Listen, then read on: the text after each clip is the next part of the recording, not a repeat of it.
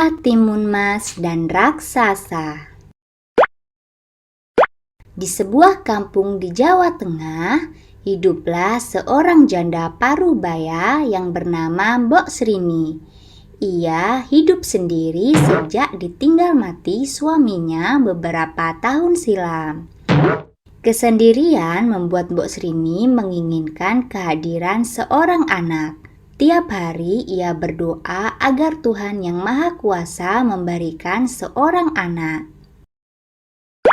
Pada suatu malam, Mbok Srini bermimpi.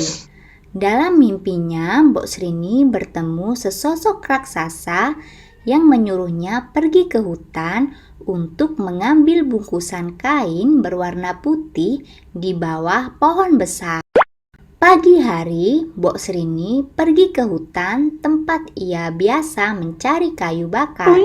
Kali ini ia penasaran dengan mimpinya tadi malam. Sesampainya di bawah pohon besar, ia menemukan bungkusan kain kecil berwarna putih berisi biji mentimun.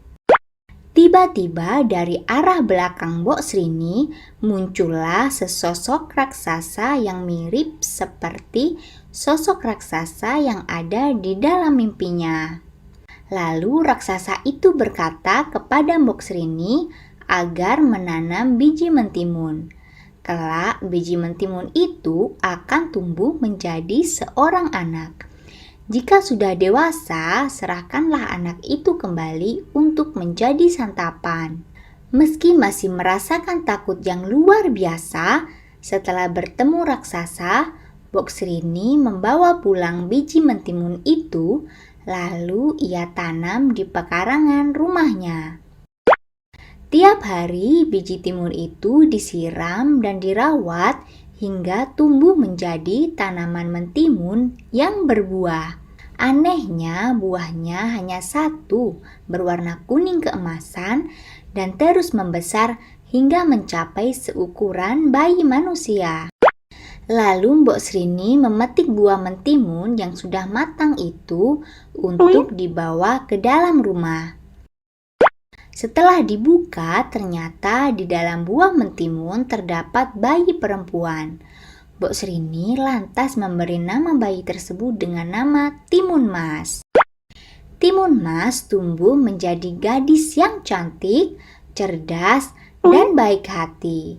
Saking sayangnya kepada Timun Mas, Mbok Srini lupa bahwa ia harus menyerahkan Timun Mas kepada raksasa yang jahat untuk dijadikan santapan.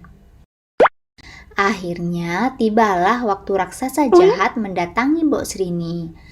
Raksasa jahat meminta agar Timun Mas segera diserahkan kepadanya.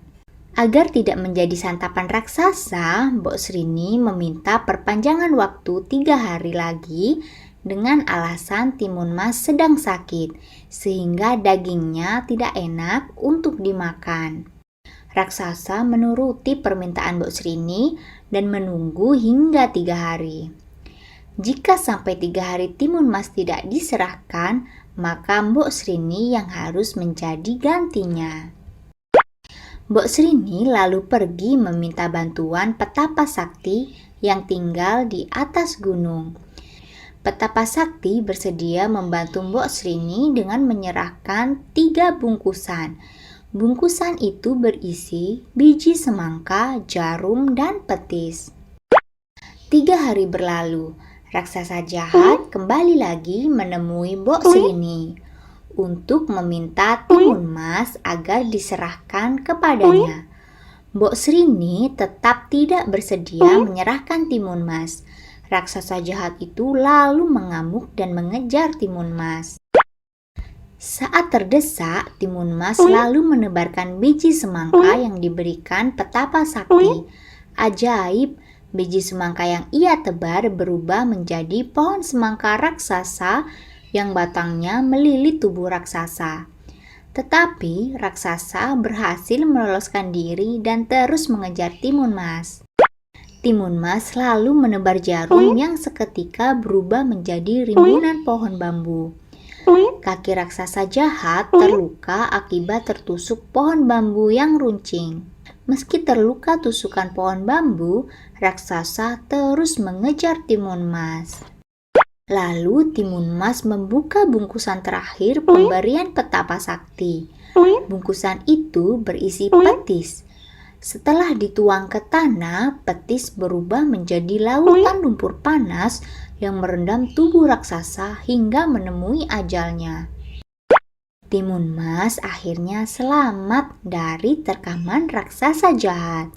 Bersama Mbok Srini, Timun Mas akhirnya hidup bahagia. Hikmah dari cerita ini adalah jangan mudah berjanji kepada orang lain tentang sesuatu hal yang tidak bisa kita tepati.